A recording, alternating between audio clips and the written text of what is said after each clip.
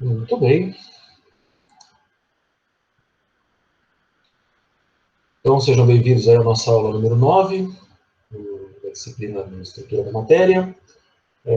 Na aula de hoje, nós vamos ver a função de onda das partículas no nível microscópico quântico, a equação de Schrödinger, que é a equação que rege, né, a propagação dessas partículas, né, nos sistemas quânticos, a solução da equação de Schrödinger para o átomo de hidrogênio, né, que é onde vão surgir os números quânticos, tá, do átomo de hidrogênio, e fechamos com o spin, tá, que é o quarto número quântico, que também descreve as propriedades dos elétrons dentro dos átomos.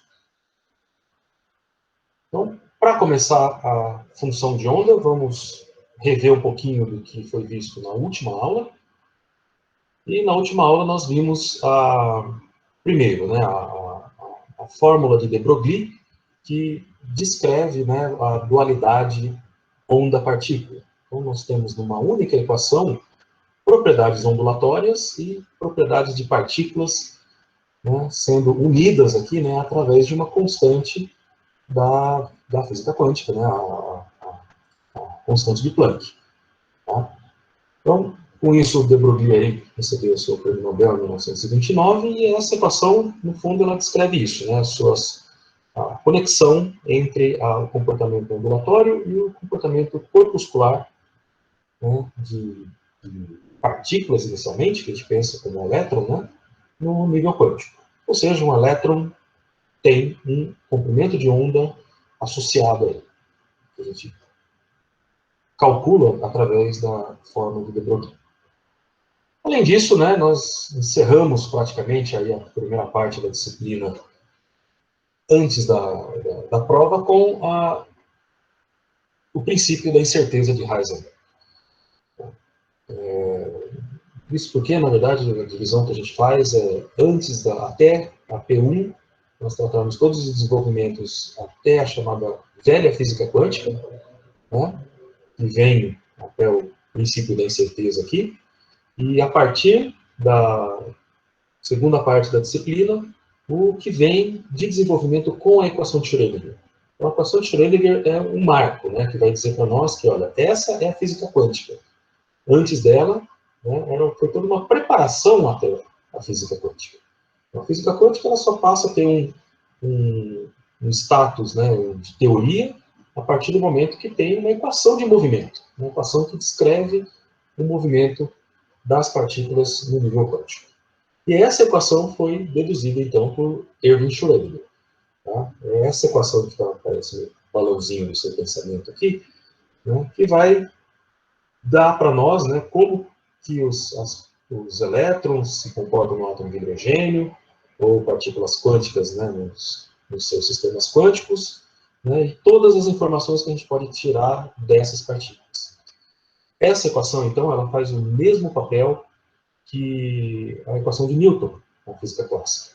Tá? Então, se eu resolvo força igual a massa vezes aceleração, se eu sei as forças, eu sei a aceleração.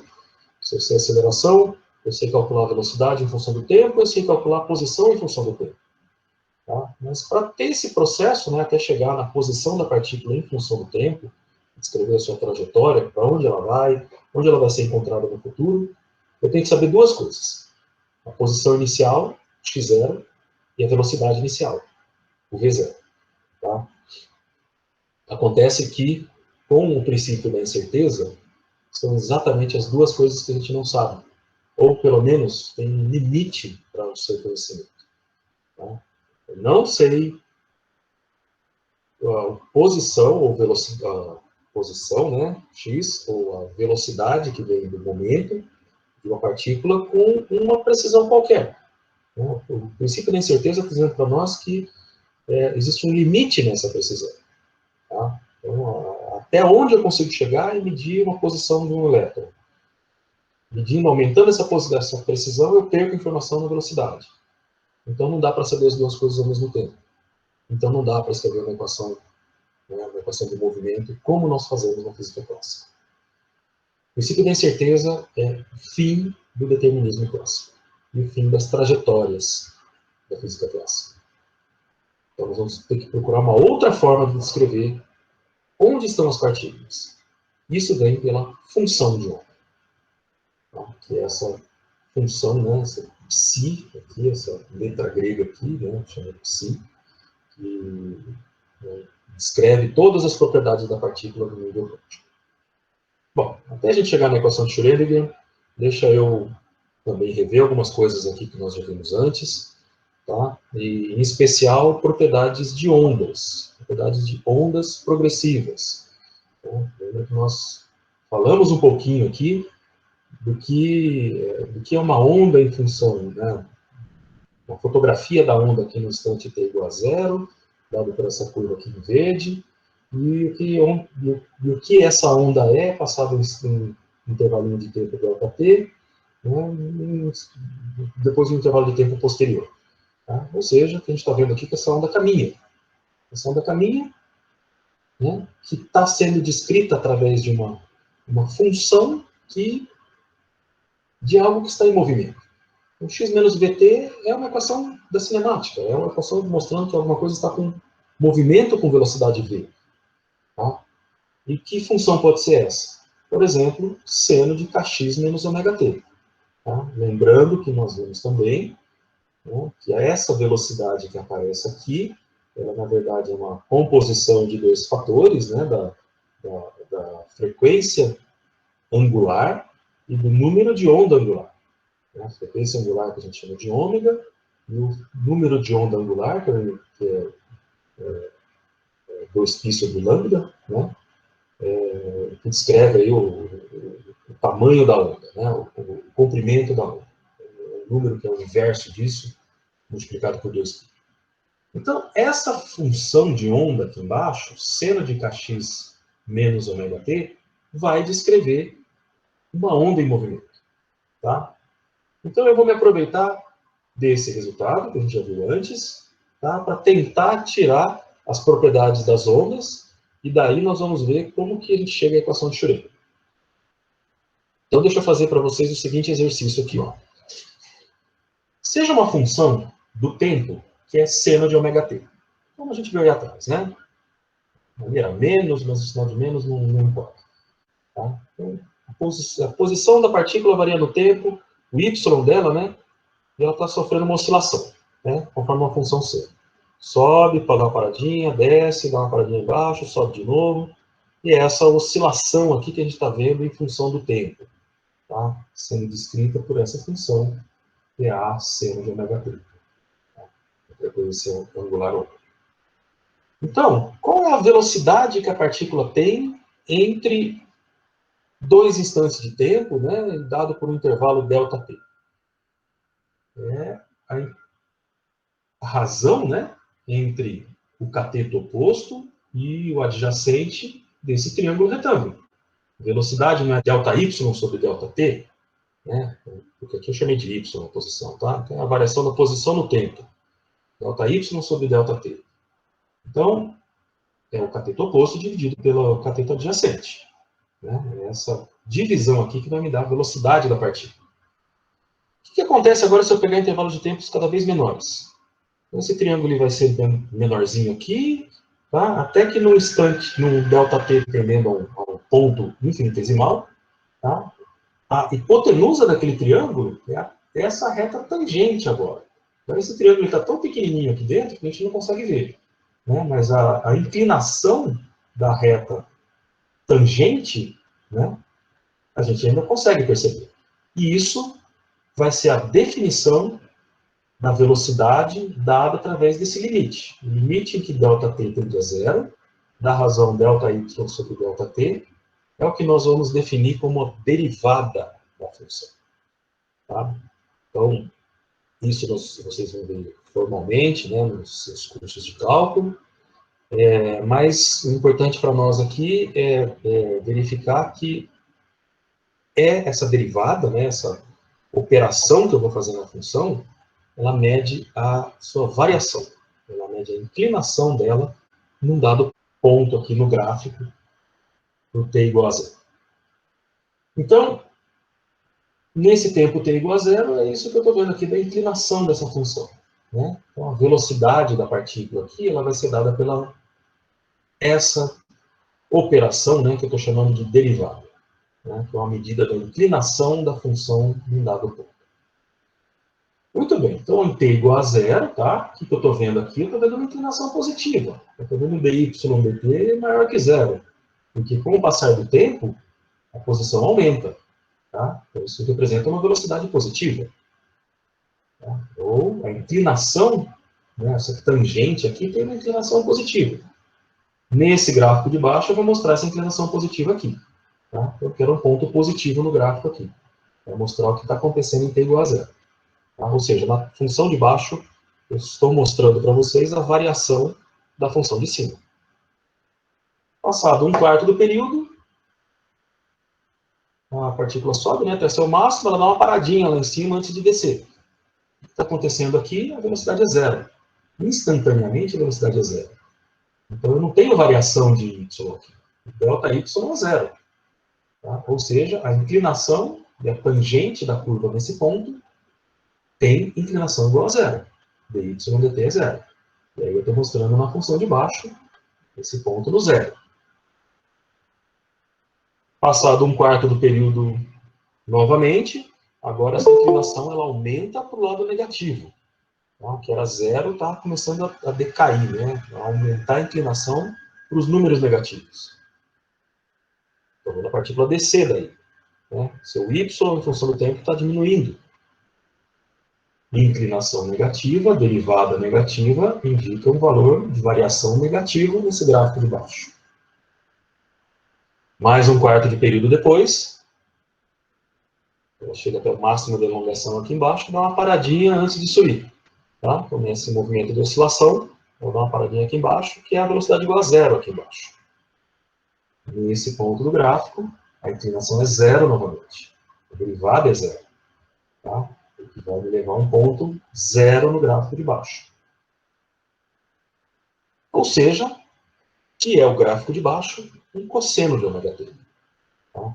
Notem também, e aí eu não falei isso, né, mas eu estou mostrando no gráfico, que a amplitude desse aqui é maior do que desse aqui. Né? Então aqui tem tá em 5, né, de amplitude, e aqui está um pouquinho acima de 4 só.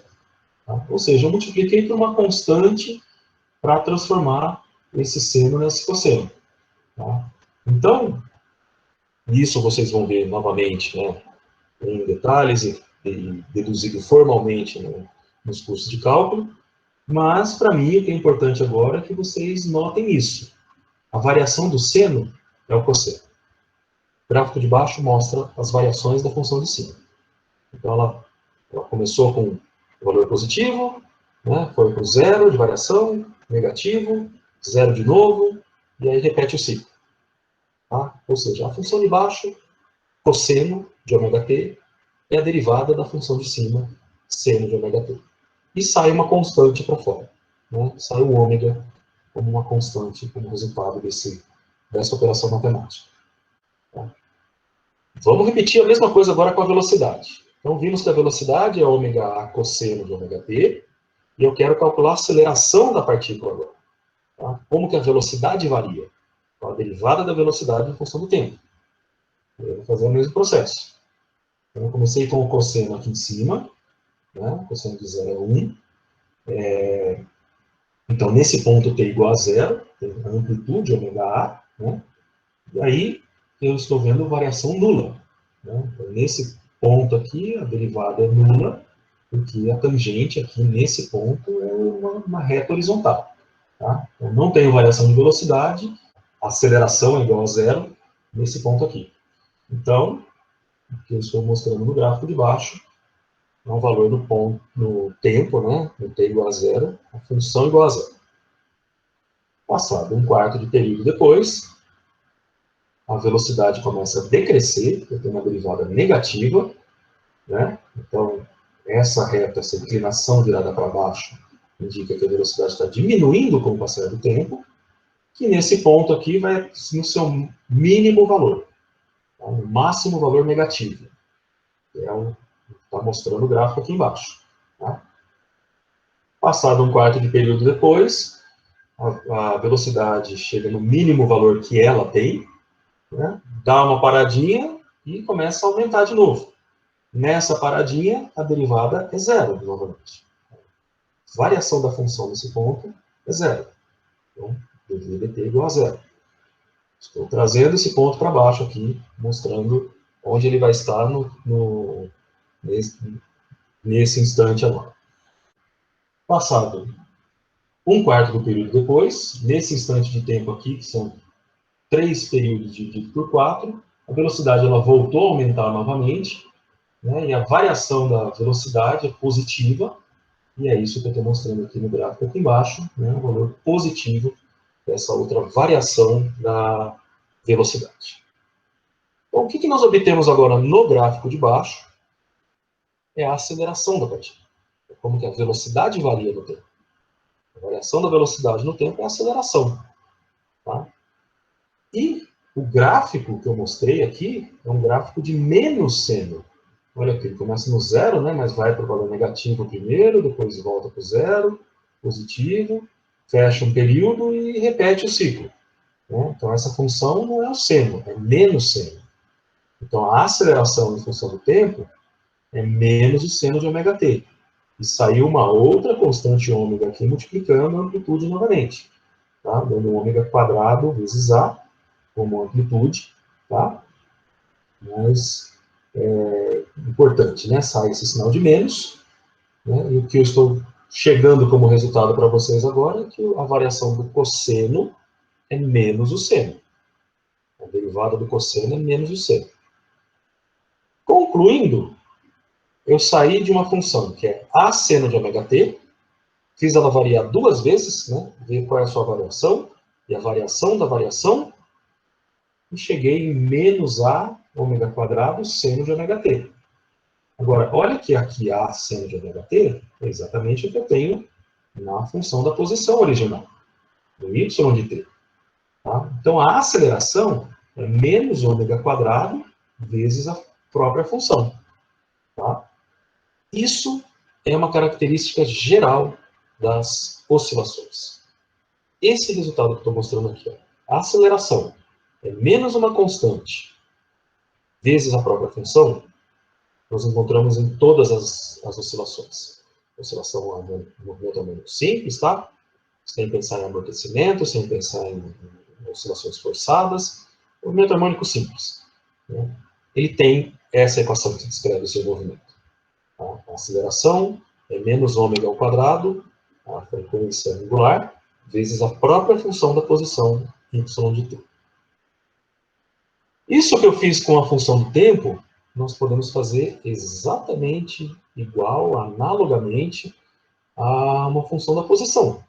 Tá? Então, se eu tivesse feito todo esse procedimento com seno de kx, né, vendo quais são as variações dessa função, qual a variação da variação, e chegar na segunda variação do seno, né, eu vou chegar também em menos uma constante ao quadrado vezes o seno. Só que como lá saiu o ômega, aqui sai o k. 2 fatores k multiplicando, né, dando k quadrado. Então, de novo, ou analogamente, que seria, entre aspas, a aceleração, né, para essa função, é menos k quadrado y de x. Tá? Então, entre aspas, porque a variação segunda da posição a gente não chama de aceleração. A gente chama a variação segunda de uma função do tempo. Tá? A função da posição no tempo, calculando se a derivada é a velocidade, calculando se a derivada é a aceleração. Uma função da posição, y de x, calculando se a derivada é a sua derivada, calculando se a derivada segunda é a sua derivada segunda. Tá? É só esse nome que a gente vai dar. Mas é importante que a gente veja que elas têm a mesma cara. Tá? Então, a variação segunda aqui é menos uma constante ao quadrado vezes a própria função. A variação segunda aqui é menos uma constante ao quadrado vezes a própria função. Eu vou trocar, então, essa notação de A pela notação de derivadas. A variação segunda de y de t é menos ômega ao quadrado y de t. A variação segunda de y de x é menos k quadrado vezes y de x. Variação aqui no tempo, né, e a variação aqui na posição. Só que a função que a gente está querendo estudar, na verdade, ela não é uma função só de x ou só do tempo. Ela é uma função de x e do tempo, da posição e do tempo, né?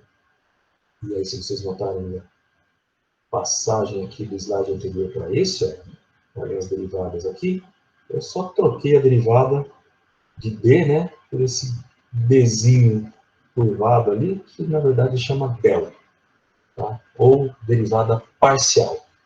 Significa a gente ver as variações da função numa variável, mantendo a outra constante. Tá? Ou seja, a y de x e t aqui eu estou vendo as suas variações no tempo, mantendo o x constante. Então vai sair o ômega fora.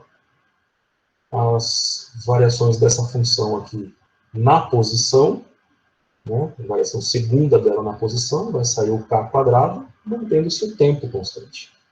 Tá? Então elas têm a mesma estrutura. Tá? E aí eu vou fazer o seguinte, eu vou dividir uma equação pela outra. Dividindo-se a equação de cima pela de baixo. Notem que aqui do lado esquerdo eu fiz o símbolo de divisão mesmo, né? Que é a de cima dividido pela de baixo. E aqui eu fiz uma fração, tá? Do lado direito dessa equação. Tá? Então já dá para ver que nós vamos cancelar o y de x e t. É o mesmo fator que aparece no numerador e no denominador. O sinal de menos também vai embora, né? Menos com menos vai dar mais. Sobra ômega quadrado sobre k quadrado. Então, o que é a divisão dessas duas variações segundas, uma em t, uma em x, de uma função de onda, a velocidade de fase ao quadrado? Ômega sobre k é a velocidade de fase. Então, o que eu escrevi ali é o v ao quadrado, no lado direito da equação. Tá? Então, essa divisão, dividir a derivada segunda no tempo, pela função de onda.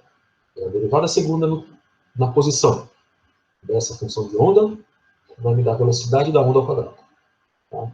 Essa é uma característica fundamental também das ondas progressivas, e que a gente está vendo nessa equação, que descreve o seu comportamento.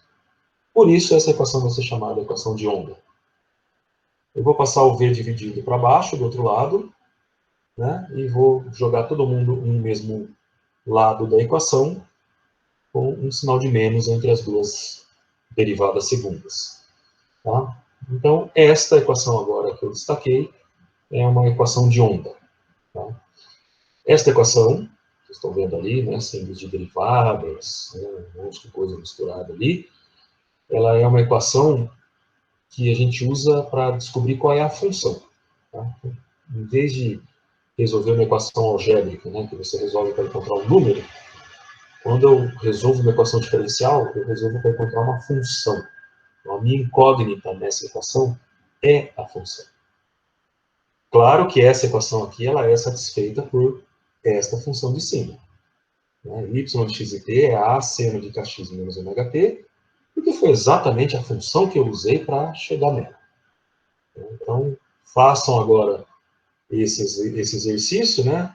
Deriva seno de kx menos ômega t em x duas vezes, deriva seno de kx menos ômega t no tempo duas vezes, substitui nas suas respectivas partes aqui de baixo, e vai sair uma igualdade nessa equação, que é nada mais, nada menos que essa igualdade aqui de baixo.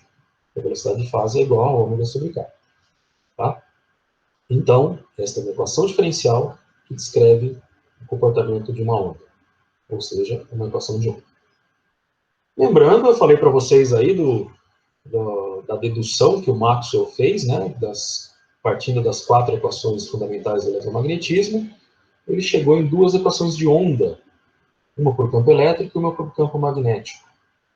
Deixa eu passar os termos dessa equação para o mesmo lado da igualdade, e vocês vão ver a mesma estrutura da equação de onda que eu acabei de mostrar para vocês. Só que feita agora em 3 dimensões. Né? Então, esse delta de cabeça para baixo aqui, que se chama Laplaciano, né? Na verdade, é a derivada segunda em x, mais a derivada segunda em y, mais a derivada segunda em z. Ou seja, as três derivadas em cada uma das direções do espaço, x, y e z. Tá? E aí a gente usa um símbolo para representar isso matematicamente, que é na verdade, ele chama nabla, né? Que é só o delta de cabeça para baixo, né? Isso se chama nabla, e ao quadrado é o Laplaciano. Tá? Representa o quê? Vou pegar mais um pouquinho aqui. As derivadas que a gente está vendo aqui, só que nas três coordenadas, né? X, Y e Z. Tá? Feitas para o espaço tridimensional. Então tá aí. Tá? Foi assim que ele fez e assim que ele chegou, né, a uma equação de onda para o campo elétrico e para o campo magnético, cuja velocidade era a velocidade da luz aqui, o c. Né? A velocidade com que essas ondas se propagam está dada no termo c, aqui entre as duas derivadas. Muito bem. Então aí, voltando à física quântica, né? Em 1924, o Max Born vai propor, né, que todas as propriedades que a gente consegue deduzir para uma partícula no mundo microscópico quântico seja descrita por uma função de onda. Né? Essa função de onda que ele chamou de psi. Tá?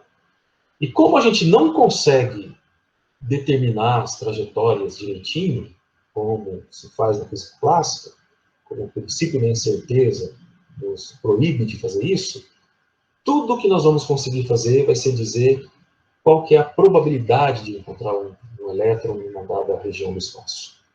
Tá? Então, além de propor a função de onda, ele propõe essa interpretação probabilística.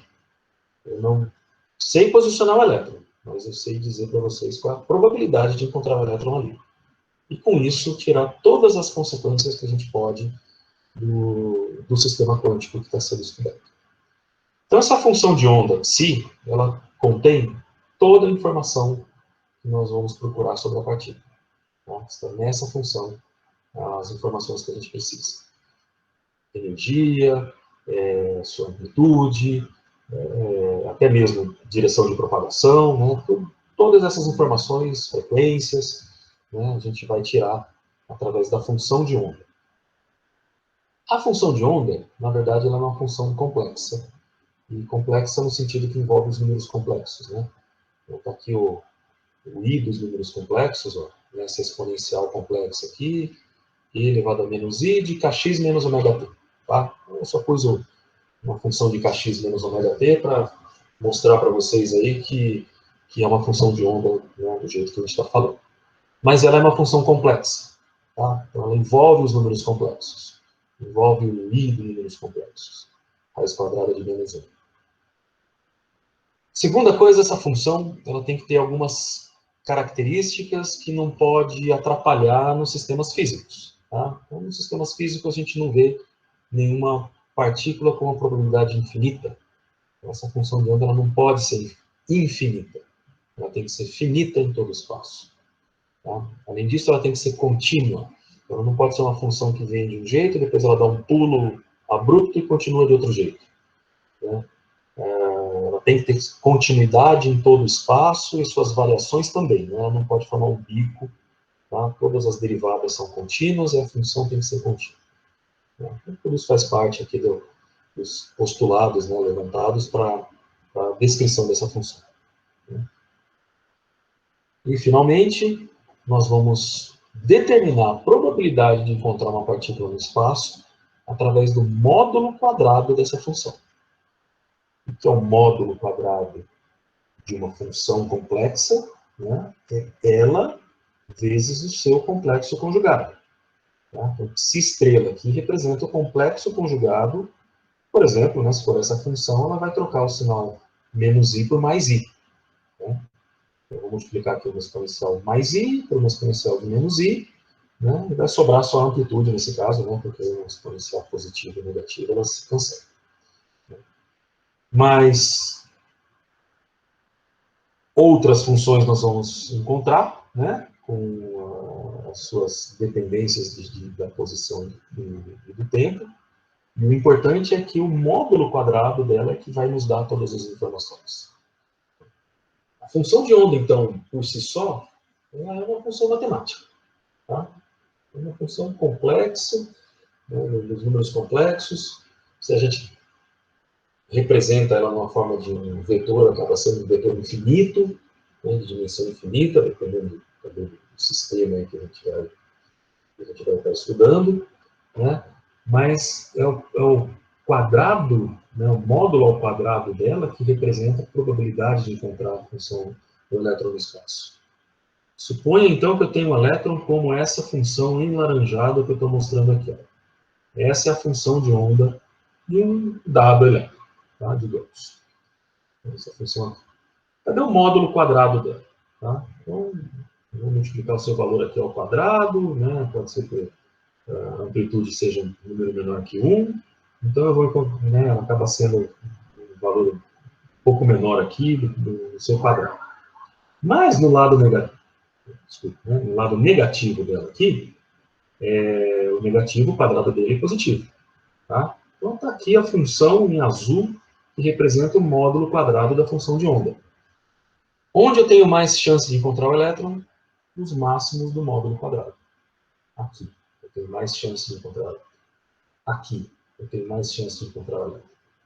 Aqui, no nó, onde a função vai a zero, a probabilidade vai a zero também.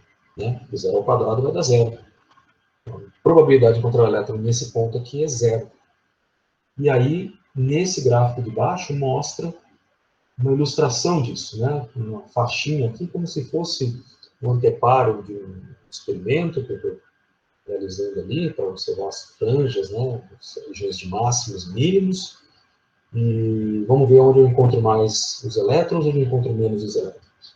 Eu vou encontrar o elétron nessa posição aqui, com alguma chance, né? Um dos máximos dela. E eu vou encontrar o elétron com mais probabilidade aqui, e ainda mais probabilidade, né? Porque os amplitudes são diferentes. E também a intensidade dos negritos aqui são diferentes também. Eu não vou encontrar o elétron no nó. E na posição central, né? Onde a função de onda vai a zero, né? O módulo quadrado vai a zero, a probabilidade é zero também. Tá? Então aqui eu tenho mais chance de encontrar o elétron, né? Uma chance um pouco menor aqui, e aí você vai caindo, né? Para essa parede, vai caindo para aquela parede, e no centro também a gente tem um nó, onde a probabilidade é nula.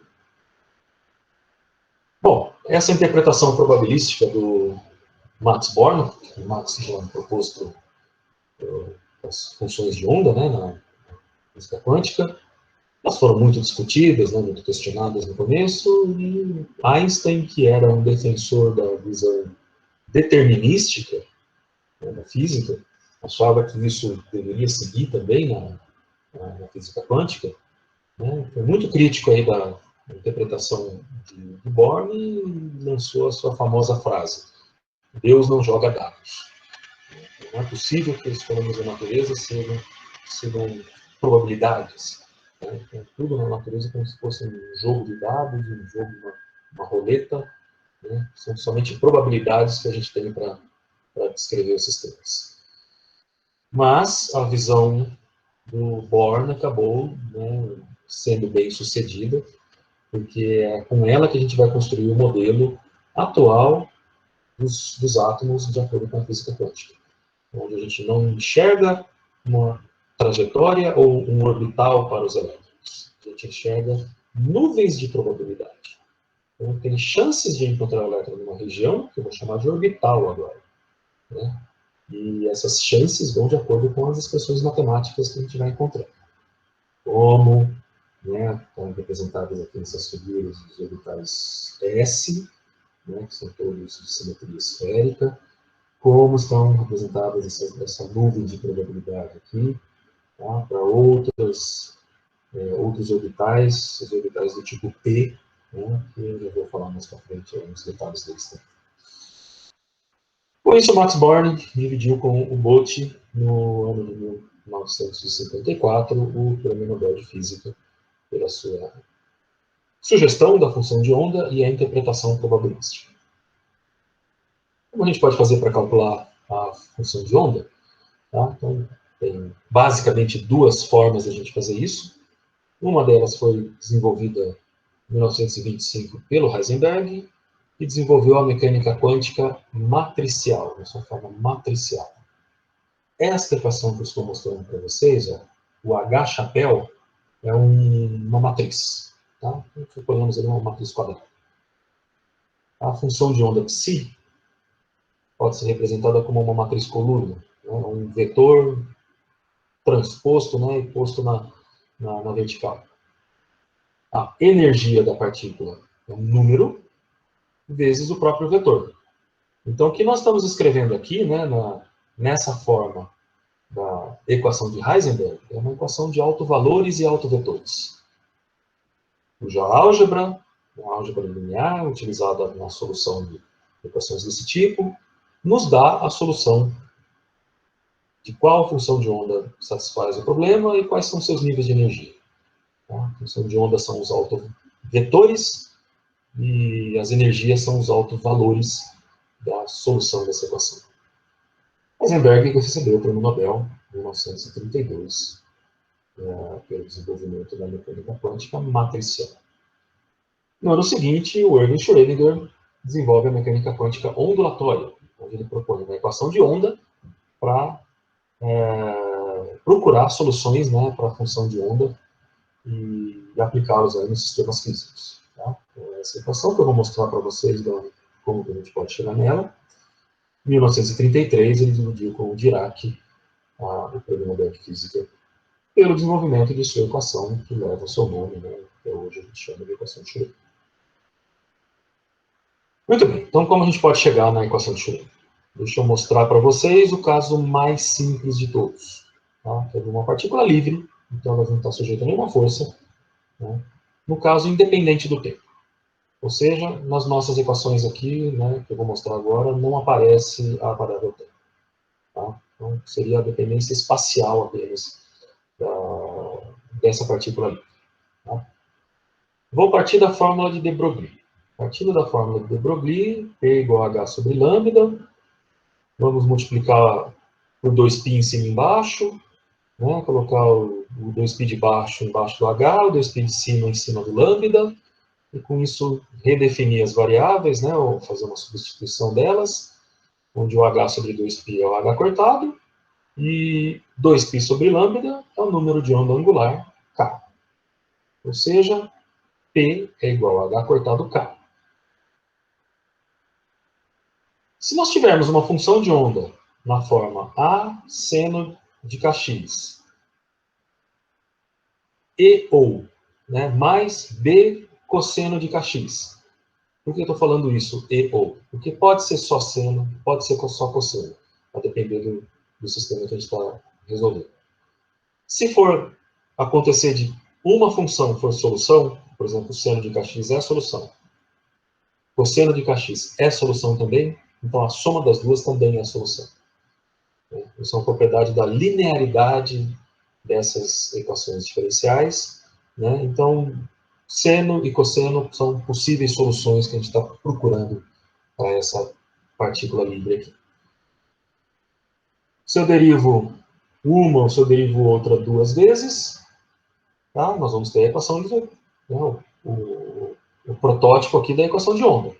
Derivada segunda da função é menos k quadrado vezes a própria função. Né? Nós vimos aí alguns slides atrás. Só que, quem é o k?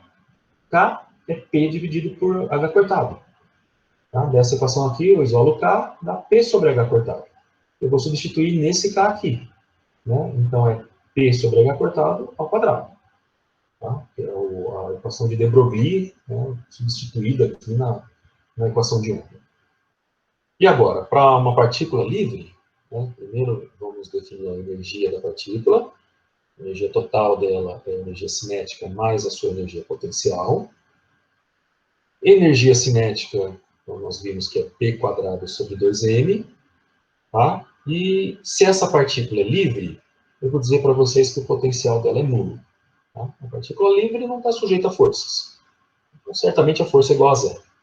Bom, acontece que a força ela é uma derivada do potencial. né? Então, em princípio, um potencial constante poderia representar uma partícula livre. Tá? Só que o potencial eu também posso definir a menos de uma constante, como a gente sempre faz. Né? O referencial do seu nível de energia potencial escolhe de acordo com a conveniência do seu problema. Então, a gente sempre pode somar ou subtrair uma constante dos potenciais, de forma que não tem diferença nenhuma eu dizer para vocês que ele é constante ou dizer que é zero. Tá? A derivada do zero dá zero também. Então, vou dizer para vocês que esse potencial é igual a zero, certo? E representa uma partícula livre, uma partícula que não está sujeita a forças. Então, a energia é só P quadrado dividido por 2M. Bom, o potencial ali, eu estou dizendo que é zero.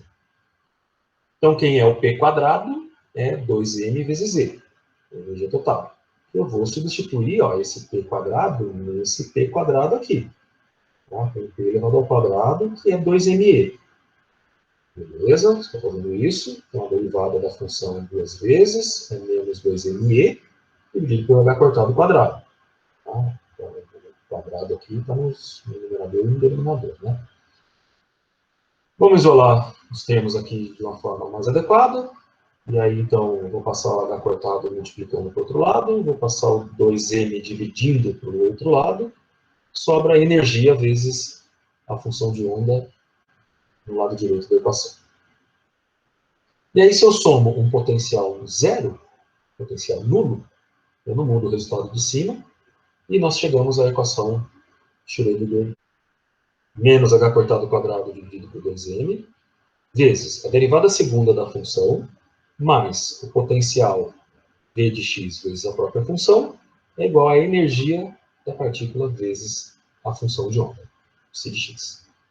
Bom, notem que inicialmente aí eu pus um nulo, né, entre aspas, né, só para dizer para vocês que, na verdade, o Schrödinger ele deduziu a equação desse jeito, tá? Ele partiu da equação da partícula livre para chegar no qual seria a sua equação para o potencial nulo, mas aí ele postulou a validade dela para outros potenciais.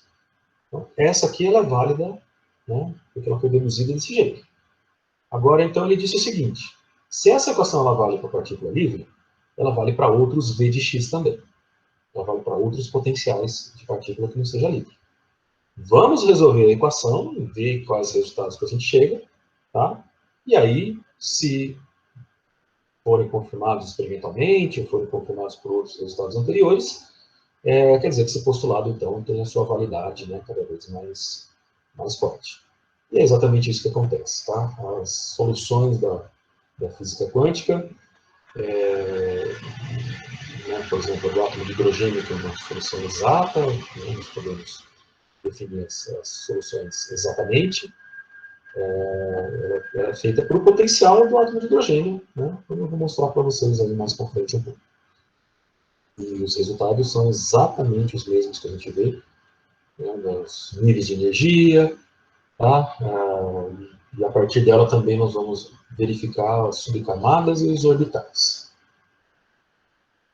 Então, a primeira aplicação que eu quero fazer é para este exemplo, né, que é o da partícula livre em uma caixa unidimensional, onde nós vamos dizer o seguinte: eu tenho um elétron confinado no átomo, um próton, um núcleo, por exemplo. Né?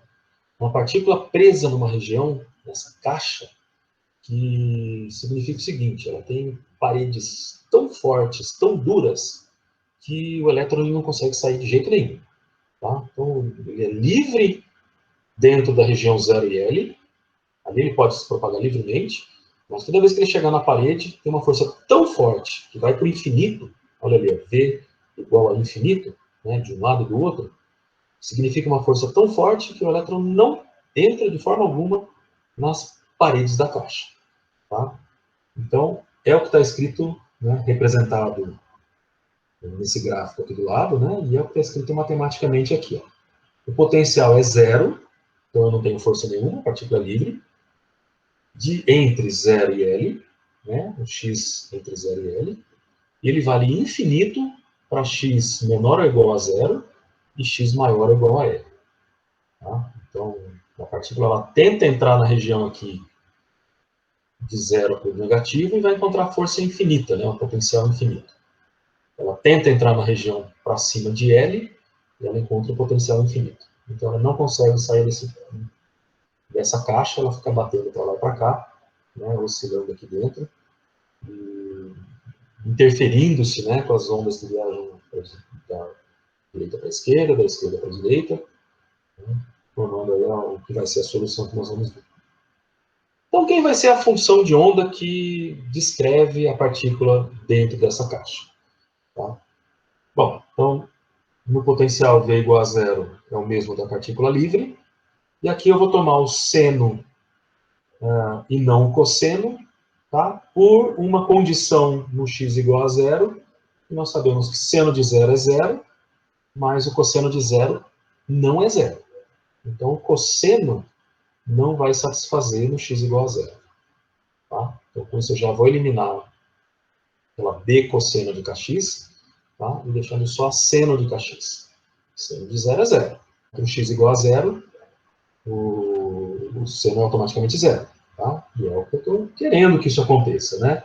Ela vai ser a seno de kx entre 0 e L, mas ela tem que ser zero no x igual a zero, ou menores do que zero, e tem que ser zero no x igual a L, ou maiores do que L.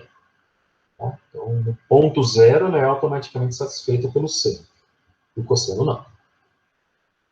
Então, essa é a função que eu estou propondo como solução, né? E ela tem que satisfazer algumas condições, né, para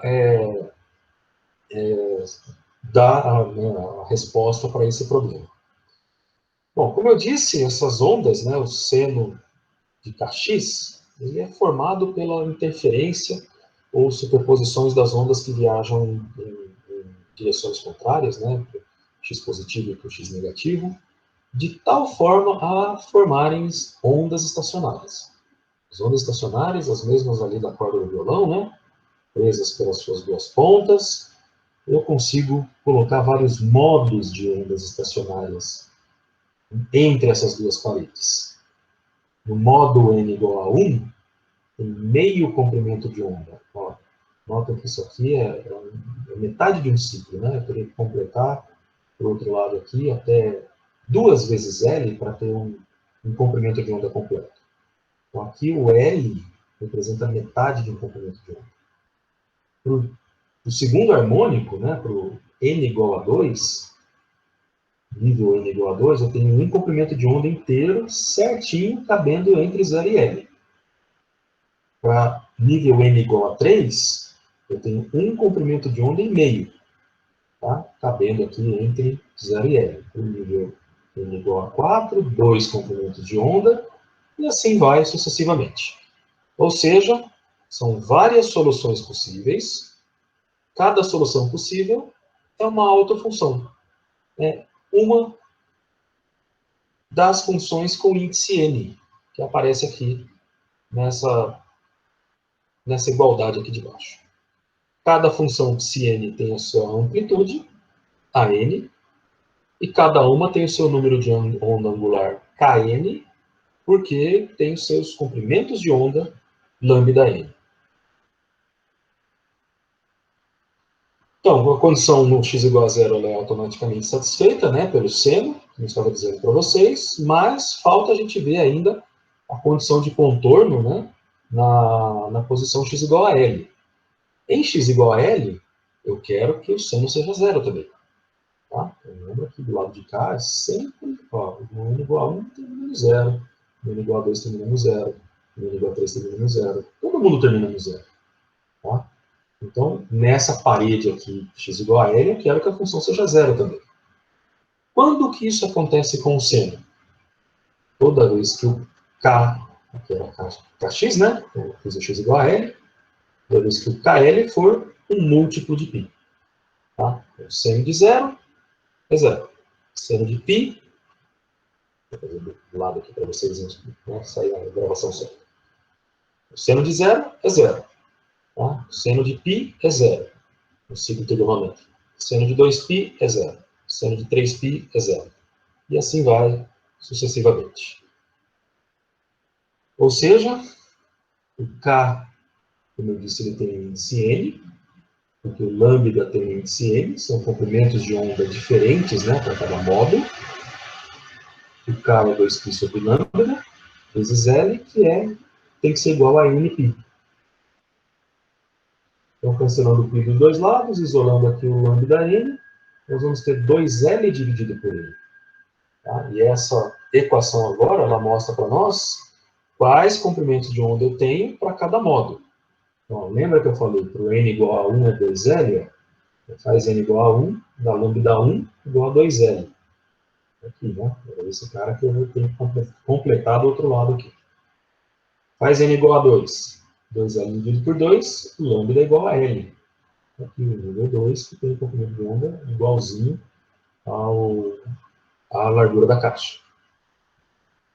Faz N igual a 3, dá 2L dividido por 3. Né? Então eu tenho o comprimento de onda, né? Que é L é 3 comprimentos de onda e meio. Tá? Ou o comprimento de onda é 2L dividido por 3. Tá? É 2/3 do comprimento da largura da caixa. Então, a gente sabe encontrar as funções de onda, né? Esses aí são os valores dos comprimentos de onda de cada psi-n, e a gente sabe também determinar as energias de cada nível. Então, qual é a energia do nível 1? Qual é a energia do nível 2? Qual é a energia do nível 3? Notem que agora essa escala é de energia. Tá? Quanto mais alto, maior o valor da energia. Então, o nível de energia... Tá, vamos ver primeiro. Tá? Qual é o valor da energia para cada nível? Como as energias são P ao quadrado dividido por N, por 2M, e os momentos vão ser quantizados também, né? Porque o lambda é quantizado. Então, Pn ao quadrado é a mesma coisa que H quadrado dividido por lambda N ao quadrado. Eu pus a fórmula de de Broglie, né? Tá? Para encontrar aqui os valores das energias. E o lambda N eu sei também pelo resultado acima, que eu vou substituir nessa equação de baixo. Tá? Então, o lambda N ao quadrado é 4L ao quadrado dividido por N ao quadrado. E aí o N ao quadrado vai para o numerador, multiplicando aqui o H quadrado. 2 vezes 4 é 8, né? Então aí eu chego na resposta para os níveis de energia H que dá H quadrado, N quadrado, dividido por 8ml ao quadrado. Onde os N's são 1, 2, 3 e etc. Tá? Bom, eu não falei aqui antes, né? Mas notem que os números inteiros que eu estou usando para representar os níveis de energia, né? Neste caso eu não pus o zero. Não pode pôr o zero por causa do m estar no denominador aqui. Tá? Então eu não posso dividir nada por zero, né? Não existe divisão por zero. Então o n igual a zero foi excluído por causa disso, dessa expressão. Tá? E pensando também mais profundamente, vocês vão notar que não faz sentido nenhum, né, eu colocar um comprimento de onda que seja no nível de n igual a zero. Tá? Então o n igual a zero está excluído. Mas os outros números inteiros podem, tá? Podem aparecer. Então eu tenho n igual a 1, 2 e 3 para cada um dos comprimentos de ondas e níveis de energia. Então, como eu disse, o nível n igual a 1 vai ter para n igual a 1, h quadrado 8ml quadrado.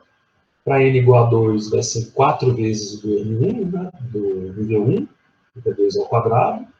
Tá? Então, mostrando mais ou menos nessa linha aqui, né? Digamos que ela é 4 vezes maior que o anterior. O 3 é 9 vezes do nível 1, que é 3 ao quadrado. 4 ao quadrado, 16, né? E aí vocês estão vendo que cada nível de energia está cada vez mais alto, né? Que vai com o quadrado do índice, né? De cada nível aqui, por N de cada. Deixa eu dar uma paradinha rapidinho aqui. Eu vou resolver alguns exercícios agora, que são dessa parte. Tá, depois eu retorno. Eu quero fazer alguns exercícios da lista aqui que vão estar relacionados a essa parte da partícula na caixa. Lista do tópico 7, né? Ou lista 7. Começando já com o primeiro exercício. Usa o modelo da partícula na caixa, considerando um elétron em uma caixa unidimensional de comprimento L de 150 picômetros. Prediga o comprimento de onda lambda da radiação quando o elétron passa do nível 3 para o nível 2 e repetir o cálculo em transição entre o nível 4 e o nível 2.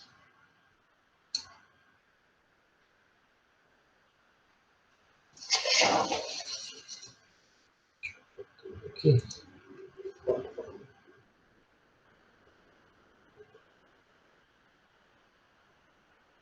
Lista 7.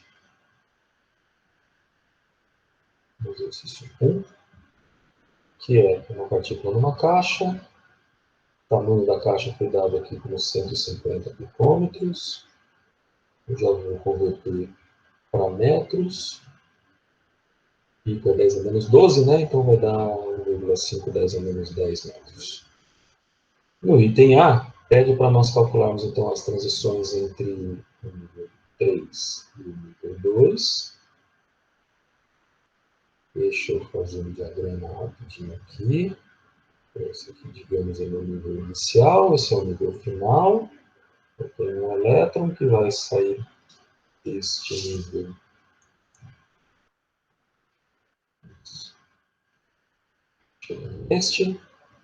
E neste processo ele vai emitir um fóton. Tá? Então aqui está o meu elétron e aqui está o fóton com uma frequência proporcional à diferença dos níveis de energia.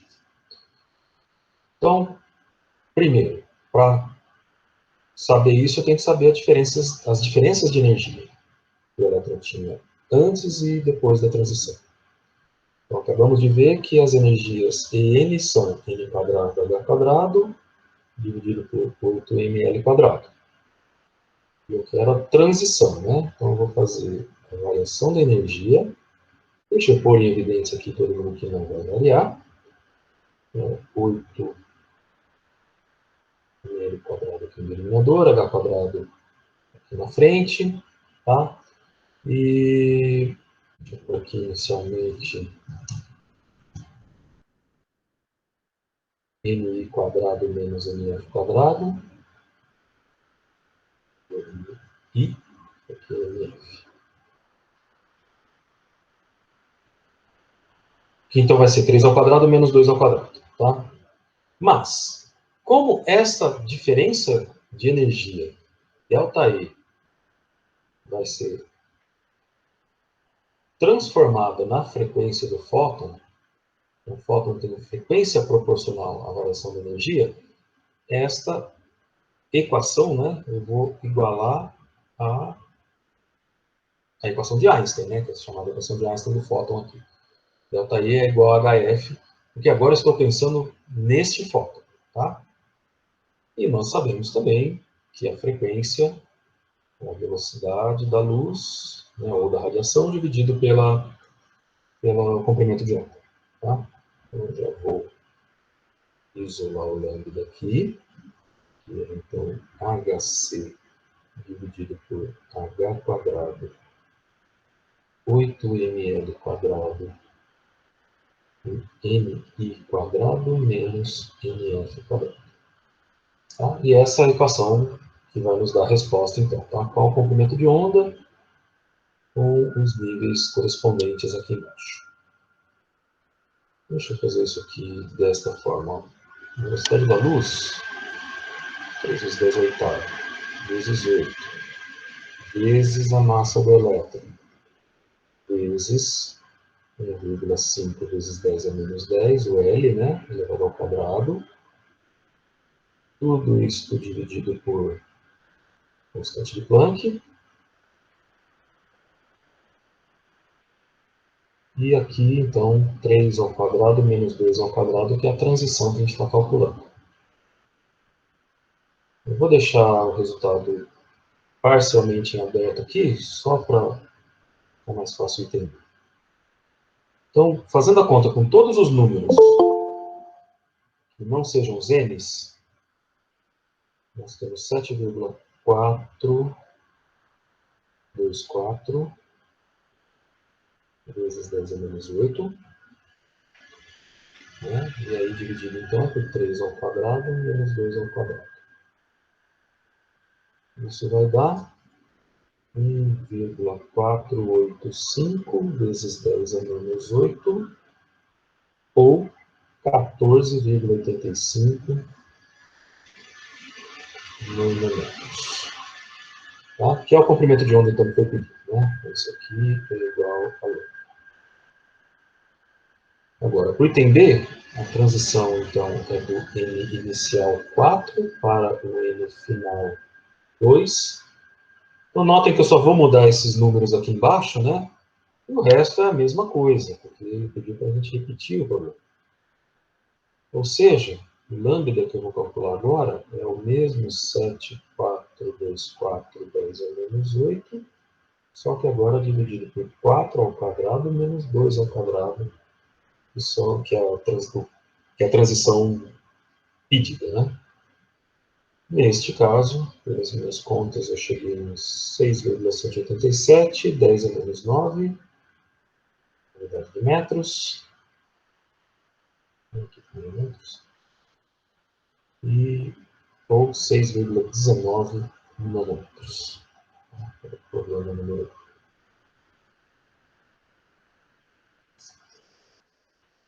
1. O segundo problema da lista,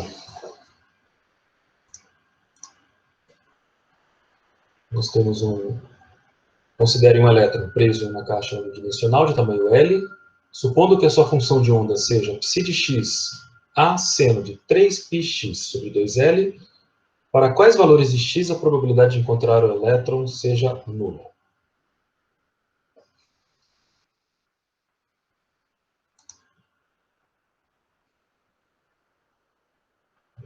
Exercício 2. Só para a gente ter um preâmbulo aqui, né? A caixa unidimensional de tamanho L.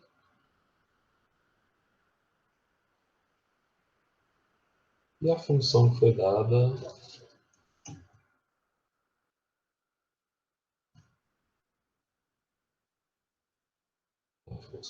é essa aqui.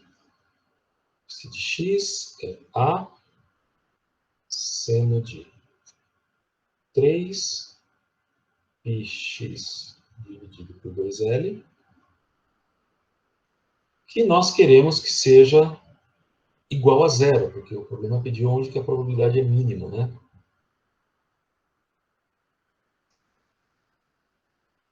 A probabilidade é nula. Então, só para a gente lembrar que o ciclo trigonométrico, tá? Então, se eu faço um sistema de eixos, onde a ordenada é o seno e a abscissa é o cosseno, tá? Um ciclo aqui com raio igual a 1, nós vamos ter os valores aí de seno de x e cosseno de x para um ângulo x qualquer. Mas o que eu quero lembrá-los é o seguinte: onde nós temos o seno igual a zero? Neste ponto aqui e neste ponto aqui. Deixa eu fazer o ponto, né? Ou seja, né, para os ângulos iguais a zero, π, 2π, 3π, e assim vai. Então, toda vez que seno de nπ, né, um múltiplo de π, o seno é zero. Toda vez que a gente tiver um seno de um múltiplo de π, o resultado é zero. Então, o seno aqui vai ser zero, né, para todos esses resultados. Ou seja, eu vou agora comparar os argumentos dessas funções. Ó. Então, o que eu quero, né, a probabilidade nula, é quando 3πx sobre 2L seja igual a um múltiplo de π. Se considerar dos dois lados, chego à resposta nas posições que eu quero encontrar. 2L vem para cá, multiplica com N, 2NL, e o 3 eu vou passar dividindo por 3. Queria pedir para vocês não responderem do jeito que está lá no gabarito, tá? Como 2KNL sobre 3, para não confundir com o K do número de onda angular. Não é isso que está sendo escrito ali, tá? Então eu prefiro que vocês escrevam desse jeito do que eu fiz. Chama de N, que não vai misturar com o K, tá? Para mostrar aqui, né? É a mesma coisa o resultado, só que em vez de K, chama de M, é melhor. Ok, eu vou fazer... Deixa eu ver, tem mais um tempinho aqui, vou fazer o exercício 3 também. Então, 3. Considere uma função de onda dada por psi de x a seno de kx, onde o k é 2π sobre lambda e a é uma constante real. Para quais valores x ocorre a probabilidade máxima de encontrar a partícula descrita por essa função de onda? Para quais valores de x ocorre a probabilidade nula?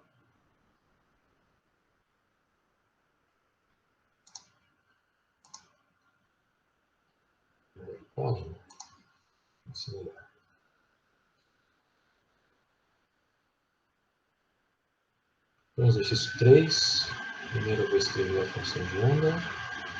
Psi de x a seno de kx.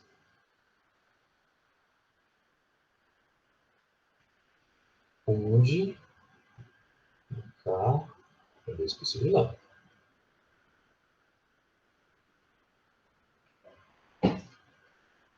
E esse problema, então, é um problema feito, né, para uma partícula presa numa caixa.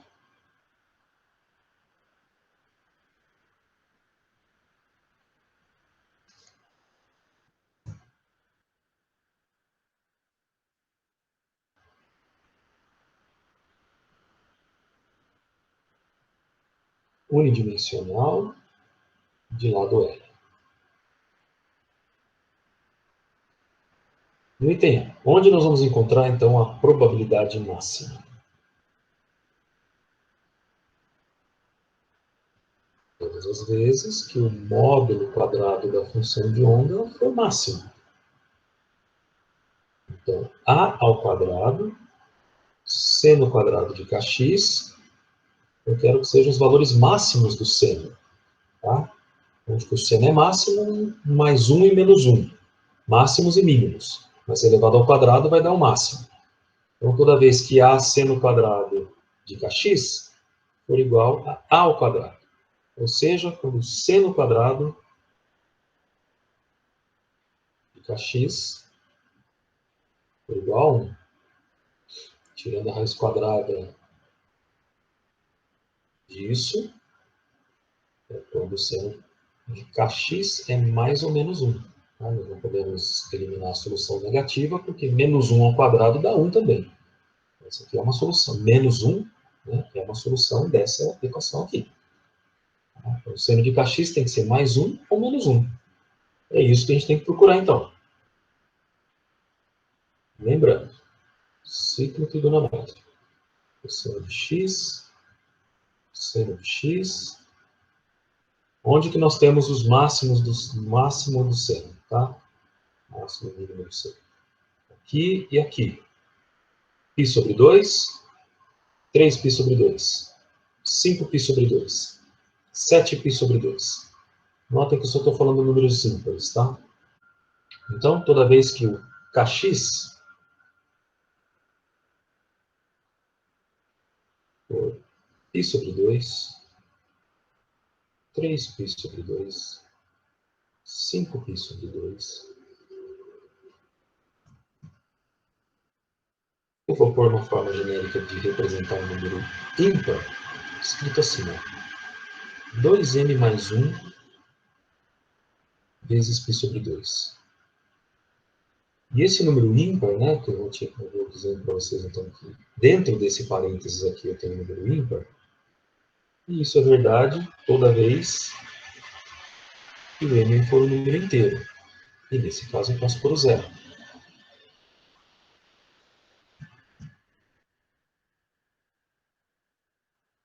Então, para m igual a zero, dá π sobre 2. Para m igual a 1, 1 vezes 2 mais 1, 3, 3π sobre 2. Para m igual a 2, 2 vezes 2, 4, mais 1, 5π sobre 2. E etc. Tá? Então, qualquer valor de m que vocês joguem aqui nessa expressão, dão esses valores que eu estou mostrando aqui do lado. Tá? Ou vão ser o valor do seno aqui em cima, ou vão ser o valor do seno aqui embaixo, alternadamente. Então, qual é o nosso próximo passo agora? né, dizer que esses Ks apresentam valores quantizados. Então, quem são esses Ks, né, os valores quantizados que aparecem aqui? Deixa eu passar esse 2 aqui para baixo dividindo. Então, 2 dividido por 2 vai dar m, né? 2m dividido por 2 vai dar m, mais 1 dividido por 2 dá meio. Então, a mesma coisa que eu escrevi ali, jogando 2 aqui para dentro, né? É m mais meio vezes o π. Isso, vamos... Opa, esqueci do negócio aqui.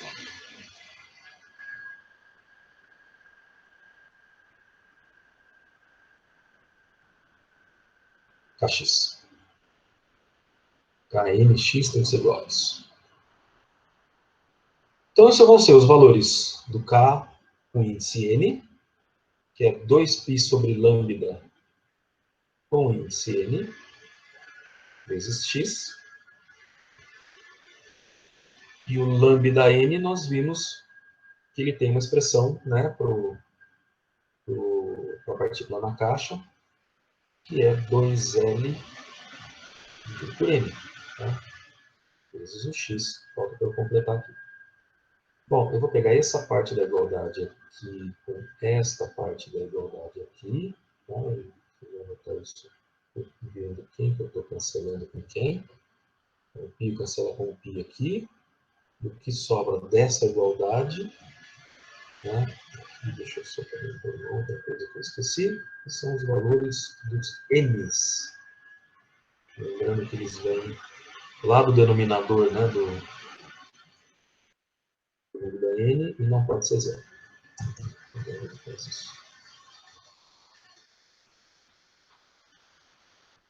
Então, quais são os valores do x? X vai ser, vou passar o 2L para o outro lado aqui, mais meio, vezes o 2L. Na verdade, eu vou passar o 2 com 2 também.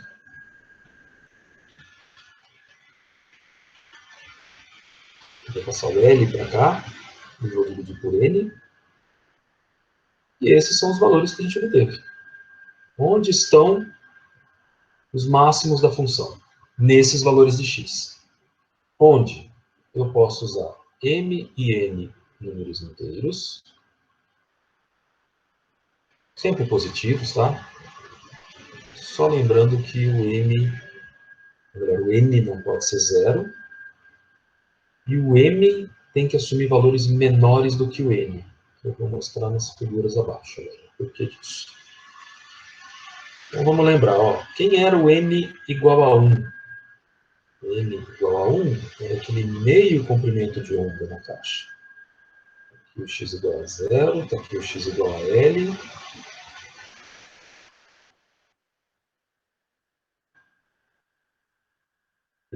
Meio comprimento de onda nessa caixa aqui.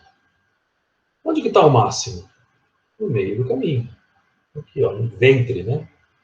Esse é o máximo. Aqui é o mínimo igual a 0, aqui é o mínimo igual a 0, aqui é o máximo. Tá? Onde que está esse máximo? Na metade. X igual a L sobre 2. Agora, para n igual a 1, n igual a 1, m igual a 0, eu tenho L sobre 2. Então, esse é o único máximo que aparece, tá? No caso, m igual a 1, m igual a 0. Para n igual a 2, é este caso aqui. X igual a 0, x igual a L. E agora eu tenho dois máximos que eu estou vendo. Nesse ventre e neste ventre aqui. Tá? Este cara aqui é L sobre 4. Na metade da metade. E este aqui, 3L sobre 4. 3 quartos de L. Tá? L sobre 2 está na metade do caminho aqui. Então, quem é essa solução? N igual a 2, vou fazer N igual a 2 e vou tomar o M igual a 0. M igual a 0 vai sobrar o meio. né, que dividido por 2 dá 4. N sobre 4. Então, aqui, para n igual a 2, m igual a 0. E este outro, para m igual a 1. Se eu faço 1 agora, 1 mais meio, 3 meios, dividido por 2, 3 quartos de L. Tá? Então, esse outro máximo, eu acho 3 quartos de L. Aqui tem o máximo, aqui tem o máximo. Tá? Então, já dá para ver que não dá para eu fazer um M maior do que o próprio M, né? Porque seria fora da caixa aqui, uma outra posição. Tá? Então, eu só posso tomar valores menores do que N mesmo. E assim, sucessivamente, etc., para as outros N's. Tá? Sempre respeitando essas condições que eu fiz aqui.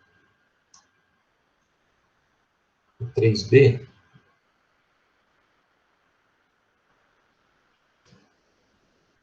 pede a probabilidade nula, que é sempre que o módulo quadrado da função de onda, neste caso é o quadrado da função só elevado ao quadrado mesmo, né? Ela não tem nenhum número complexo nela, é igual a zero. Tá? Então, toda vez que o módulo quadrado for igual a zero, a função vai estar no mínimo. Daqui, então, eu vou tirar que o seno quadrado de kx tem que ser zero, ou que o seno de kx é igual a zero. Onde que o seno de alguma coisa é igual a zero? Cosseno, seno, aqui é o ciclo trigonométrico. Em zero, em π, 2π, 3π, 4π. Ou seja, toda vez que kx for um múltiplo de π, 0, π, 2π, 3π. Posso fazer uma reticência. É m vezes π. Em valores de m, que a gente está vendo que o zero também pode, né? 0, 1, 2, etc. Então, se o k é quantizado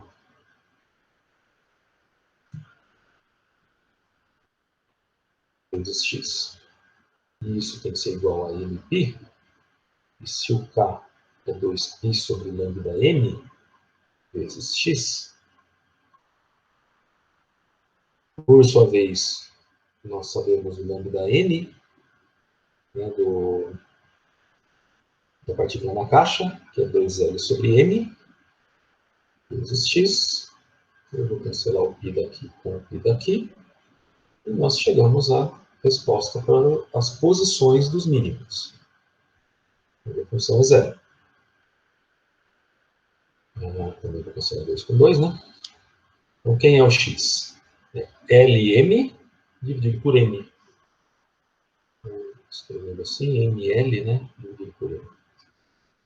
Então, aqui, as posições dos mínimos. Onde m e n são números inteiros. O m é menor e, neste caso, vai poder ser igual ao n também, como eu vou mostrar no desenho. N igual a 1. De novo, meio comprimento de onda só. Onde estão os mínimos? De um lado e do outro da corda, né, ou nas paredes aqui da caixa. Então, onde eu encontro os mínimos para n igual a 1? Faço n igual a 1, m igual a 0 ou n igual a 1. Tá? São as duas soluções aqui. Ó. X igual a 0 funciona para n igual a 0.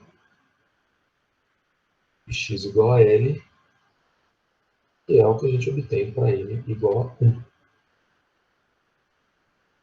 N igual a 2. N igual a 2, lembrando, um comprimento de onda inteiro. Para de escala no desenho de hoje. Então, um comprimento de onda inteiro aqui entre as paredes. Onde nós temos mínimos?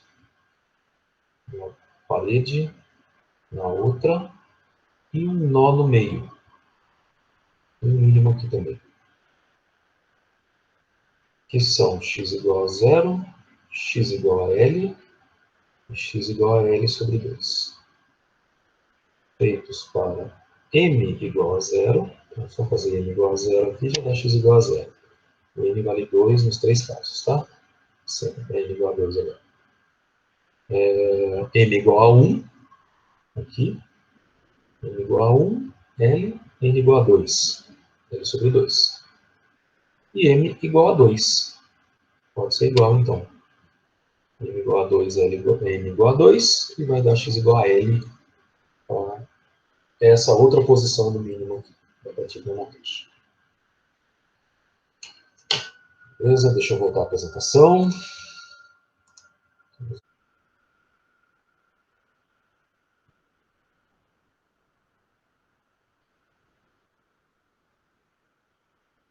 Ok. E no caso do átomo de hidrogênio, então, o que vai acontecer? Tá? Nós podemos tratar um elétron, um átomo de hidrogênio, como uma partícula presa na caixa, já que o elétron está confinado dentro do átomo.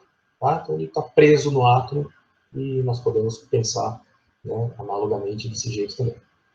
Só que esse problema ele é muito mais difícil do ponto de vista matemático, né, uma vez que envolve uma função que não é a função de x, y e z separadamente, mas é uma função da distância radial, é uma função de r, né, onde esse r é a distância do núcleo até a possível órbita do elétron aqui. Tá? E a força é a força de Coulomb, né, que é a força de atração aqui entre o elétron e o núcleo, que a gente sabe que é K, Q1, Q2, né, ZE vezes E, dividido pelo raio, né, que é a distância do elétron até o centro aqui, né, da sua trajetória. Ou seja, a distância radial. Então, pelo fato desse problema envolver coordenadas esféricas, né, ele tem uma simetria esférica, ele não é resolvido em coordenadas cartesianas. Ele não é resolvido em x, y e z. Mas nessas coordenadas aqui, r, θ e φ. Então, qualquer ponto no espaço, eu posso dar as coordenadas desse ponto para vocês, como a posição x, y e z, mas eu posso dizer também qual que é a distância radial da origem, tá? Coordenada r, o ângulo que esse raio vetor faz com o eixo z, chamado ângulo zenital, e o ângulo que a projeção desse raio vetor faz no plano xy com o eixo x, que é o chamado ângulo azimutal. A gente consegue transformar, né, coordenadas r, θ e φ, x, y, z e vice-versa, tá? Como essas equações aqui do lado estão representando. Tá? Só que, ao jogar isso e fazer todas as transformações de derivadas e variáveis, etc., na equação de Schrödinger, vai dar isso aqui. Né? Então, dá para ver que é uma equação bem mais complicada, né? E envolve vários termos aqui, termos que envolvem derivadas em R, derivada em θ, seno da do θ, uma derivada outra aqui fora, uma derivada segunda na variável φ, né? Seno, ou seja, é uma função, é uma equação diferencial bem mais complicada do que a gente viu antes. Né? Então, ela não está no escopo da nossa disciplina, né, de resolver essa equação aí detalhadamente, mas eu vou mostrar para vocês, né, tirando a solução dela, né, quais resultados nós vamos chegar. Né? Uma vez feita aí matematicamente toda a sua solução, né, como que solução que a gente encontra, e indicar alguns passos aí nesse procedimento. Então, o passo primordial aqui, um dos mais importantes, né, é fatorar a função, escrevê-la em termos de um produto de duas funções. Uma que só depende de R, essa R de R, uma função puramente radial, e uma função puramente angular, a y de θ e φ. Tá? Então, vou separar a função de onda em duas partes, em dois fatores. Um só depende da distância radial e um só depende dos ângulos. Ao resolver a parte radial da equação de Schrödinger, nós vamos chegar nos níveis de energia, nos níveis de energia N. E aí, volte alguns slides, algumas aulas atrás, tá? E vejam quais foram os níveis de energia do modelo de Bohr. É exatamente essa expressão aqui. Nk quadrado, z quadrado, e a quarta, 2h cortado quadrado, n quadrado no denominador. Tá? Então, isso é, sim, absolutamente surpreendente, né? É fantástico a gente partir de uma equação completamente diferente, né? Um outro modelo, né? Não são os postulados do modelo de Bohr que a gente está fazendo aqui, tá? A gente fazer outras contas e chegar no mesmo resultado. Né? Então, é aquilo que eu estava dizendo para vocês.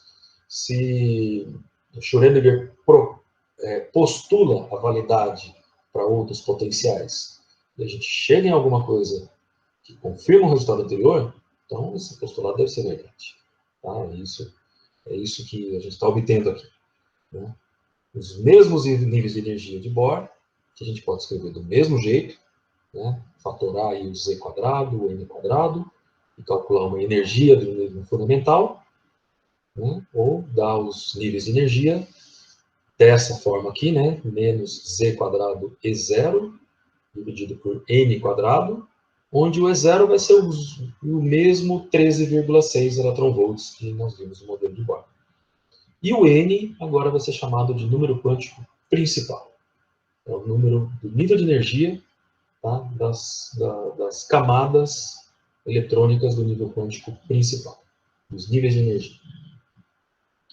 E resulta, né, de ser exatamente os mesmos níveis de energia que a gente viu antes.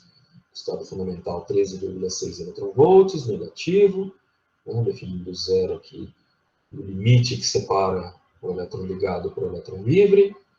Nível 2, então, é 13,6 dividido por 4, que é 2 ao quadrado. Nível 3, 13,6 dividido por 9, que são 3 ao quadrado, e etc. Tá? É o número quântico principal. Resolvendo a parte angular, nós vamos chegar primeiro, nas subcamadas de cada nível de energia, tá? E com outro número quântico. Um número quântico que agora a gente vai chamar de número quântico orbital. Né? Esse número quântico orbital vai assumir valores inteiros, 0, 1, 2, mas ele só vai até n-1. Né? E isso aqui é uma coisa importante, tá? Que vai definir de que forma que nós vamos construir essas subcamadas.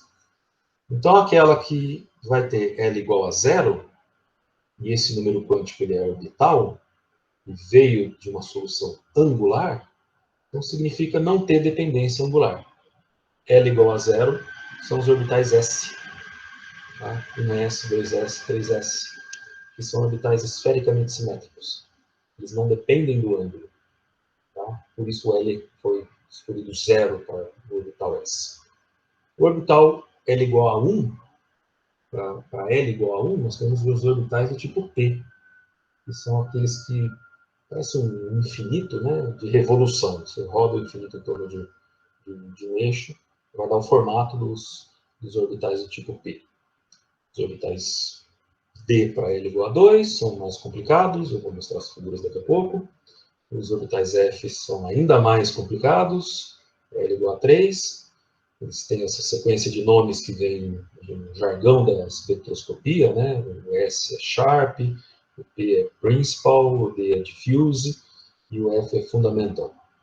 E daí para frente, G, H, etc., eles vão em ordem alfabética. Mas, importante a gente guardar na cabeça aqui, os números quânticos orbitais são números quânticos, números inteiros, que começam no zero e vão até n-1. Então, depende do valor do nível n, para ver até onde vai o L. E também da solução da parte angular, vem os orbitais, que são divisões das subcamadas. Eu falei dos L's, né? e vão definir as subcamadas. E aí, cada subcamada tem os valores dos orbitais possíveis. Né? Então, para L igual a zero, a gente só tem M igual a zero. Tá? Então, se eu olhar aqui embaixo, ó, o nível N igual a 1, eu só posso ter o L igual a zero, que então é o 1s, e aqui eu só tenho um orbital possível, que é o M igual a zero. Tá? Para L igual a 1, eu posso assumir três valores que vão de menos L a L, que é L igual a 1, né? Então é menos 1 até 1, passando pelo zero. Tá? Então, dando saltos quânticos, números inteiros, desde o menos L até o L. Vamos pegar um P aqui, né, que é um L, ó. Vou para o nível N igual a 2, que eu posso ter o L igual a 1, que é chamado de nível P, né, ou subcamada P.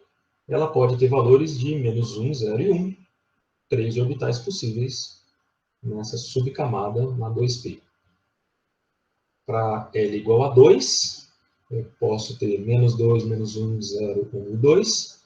Né? Então, se eu vier para o nível 3, L igual a 2, que pode ter, né? Porque é 3 menos 1, né?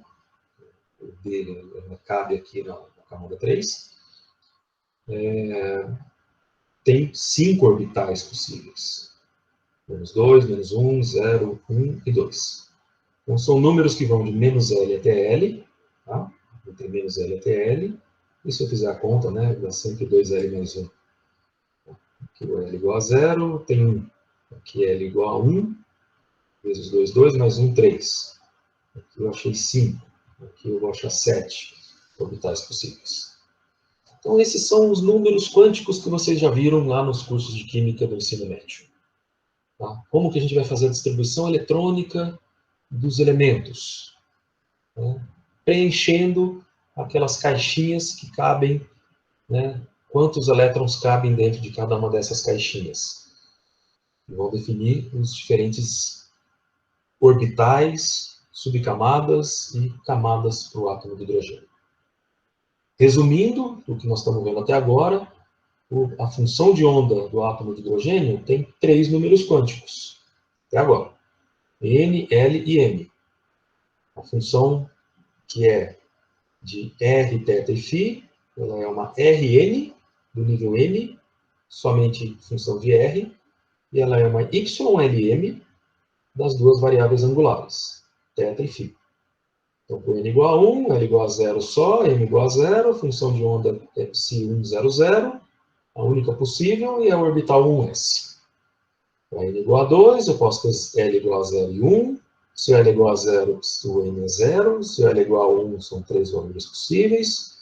Aqui estão, então, os índices de cada uma delas e os orbitais respectivos de cada uma delas.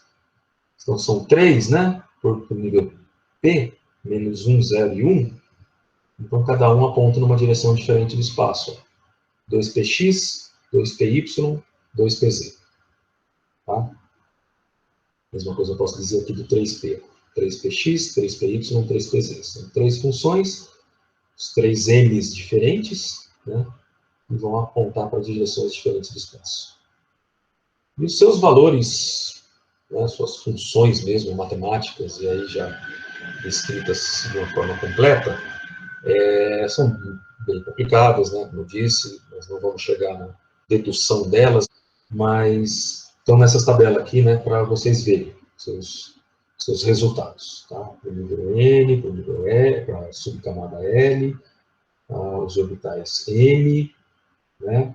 Vamos notar só duas coisas importantes. Então, toda dependência em R só está desse lado aqui, nessa coluna que é a função radial, né? E toda dependência em ângulos está nessa coluna aqui, que é a dependência angular. Tá? E notem que para L igual a zero, como eu disse para vocês, não depende dos ângulos. Eu não tenho nenhuma função, nem seno, nem cosseno de nada aqui. Ó. É só um número mesmo, é só uma constante. Ó. Raiz quadrada de 1 sobre 4π. Tá? Ou seja, os orbitais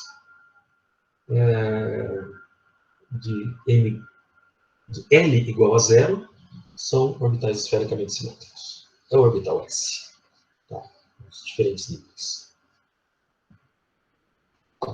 Lembrando, então, que a probabilidade de encontrar o elétron vai ser proporcional à densidade, né, de probabilidade de uma nuvem eletrônica. Então, onde mais estiver pintada essa figura aqui, maior vai ser a probabilidade.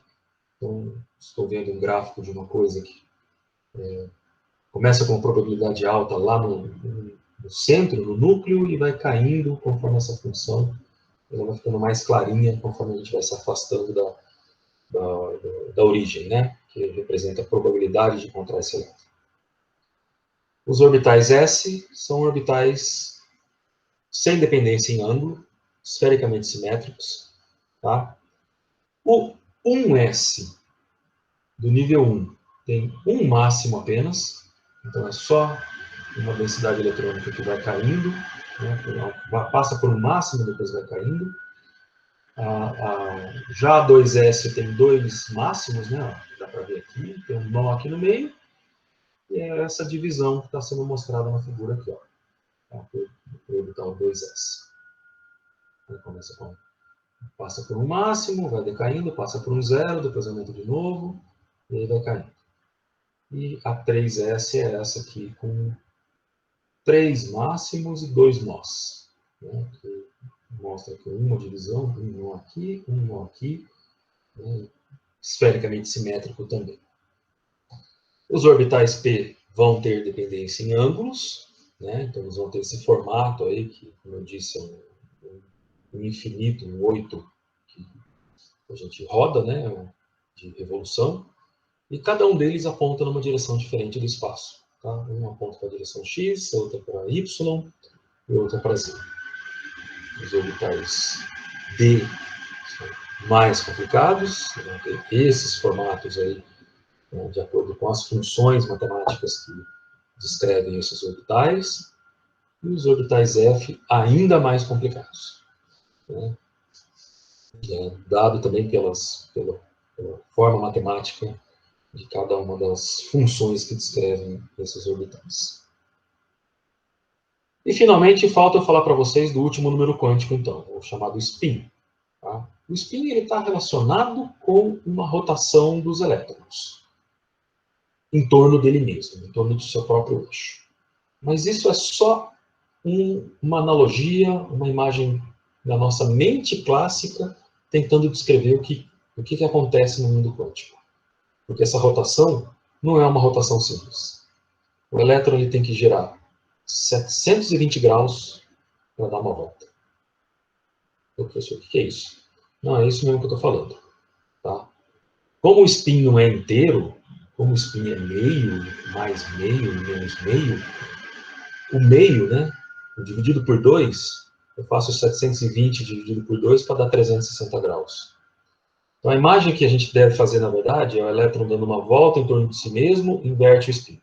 Ele dá outra volta, inverte de novo. Tá? E aí ele vai completar um ciclo. Então, é só uma imagem clássica, né, que a gente tenta fazer de uma bolinha girando em torno dela mesma, né, mas no fundo é mais complicado do que isso. Mas representa que se eu girar o elétron para um lado, eu vou estar formando um dipolo, como se fosse um ímã, né, uma corrente elétrica aqui, inspira, forma um campo magnético, né, tem um efeito magnético aqui que é como se fosse um dipolo, um polo norte e um polo sul, né, para o spin para cima. E se eu giro no sentido contrário, tá? Essa rotação inverte, e aí o campo magnético vai inverter também, né? E eu teria o dipolo apontando no sentido contrário, né? Polo norte para baixo e o polo sul para cima. Pauzinha para na verdade, deixa eu fazer o seguinte, não vou nem parar de... Não, acho que eu vou ter que... Não vou ter que discutir sem mostrar para vocês. Deixa eu compartilhar desse lado.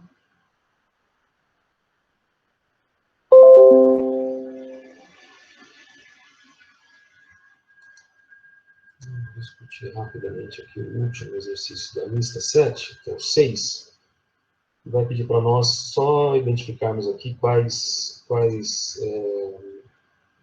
valores são possíveis, né, entre os números quânticos, de acordo com esses itens, né, conforme foram dadas essas combinações aqui embaixo. Então vamos ver o seguinte, tá? Aqui eu tenho N, L, M e o spin, tá? E o S. O spin, todo mundo é mais meio, né? Então, no fundo, tudo bem, tá? Mais meio, menos meio, são valores possíveis. Nenhum resultado aqui vai impedir uma possibilidade, tá? Então, com relação ao spin, está tudo ok. E tem A, nível N igual a 4, L igual a 2. Lembrando, o L tem que ser menor que o M. Então, ok, tudo bem. M igual a menos 1. Lembrando, o M vai de menos 2 a mais 2, passando pelo menos 1. Então, beleza. Esse aqui é um resultado possível, sim. Para o item B, N igual a 5, L igual a 0. Até aqui tudo bem. O L tem que ser menor que o M. O L tem que ser menor que o M. M igual a menos 1. Mas o M não pode ter um módulo maior do que o M. Ele tem que ir de menos L a L. Então, só podia ser 0.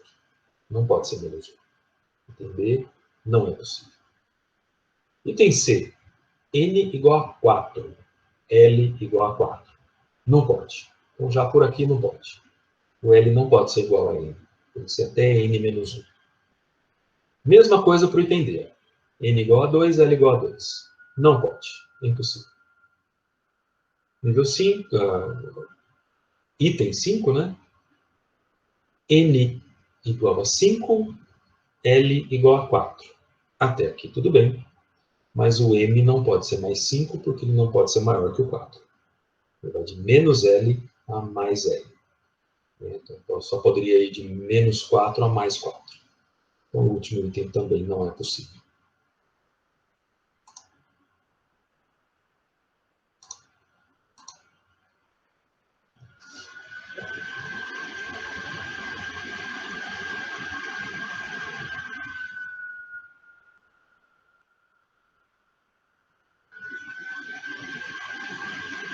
Então, a apresentação por aqui.